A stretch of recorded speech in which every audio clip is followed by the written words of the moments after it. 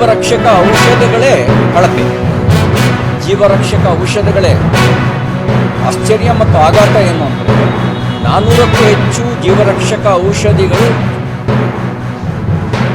ನಿಗದಿತ ಗುಣಮಟ್ಟದಲ್ಲಿ ಇಲ್ಲ ಅನ್ನೋ ವರದಿ ಆಶ್ಚರ್ಯವೂ ಹೌದು, ಆಘಾತವೂ ಹೌದು. ಪ್ರಾಮಾಣಿಕ ಅಧಿಕಾರಿಗಳಿಗೆ ಆತ್ಮಹತ್ಯೆ ಭಾಗ್ಯ. ಪರಶುರಾಮ್ ನಾಯಕ್ ಸಬ್ ಇನ್ಸ್ಪೆಕ್ಟರ್ ಯಾದಗಿರಿಯಲ್ಲಿ ಆತ್ಮಹತ್ಯೆ ಮಾಡಿಕೊಂಡ್ರು.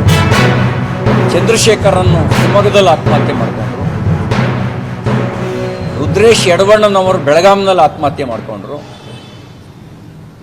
ಗುತ್ತಿಗೆದಾರರು ಸಚಿನ್ ಪಾಂಚಾಳ್ ಗುತ್ತಿಗೆದಾರ ಆತ್ಮಹತ್ಯೆ ಮಾಡಿಕೊಂಡ್ರು. ನಿನ್ನೆ ಎರಡು ದಿನದ ಹಿಂದೆ ಅಮೃತ್ ಶ್ರೀಯೂರ್ ಅನ್ನುವಂಥ ಒಬ್ಬ KSTL ನೌಕರ ಆತ್ಮಹತ್ಯೆ ಮಾಡಿಕೊಂಡಿದ್ದಾರೆ.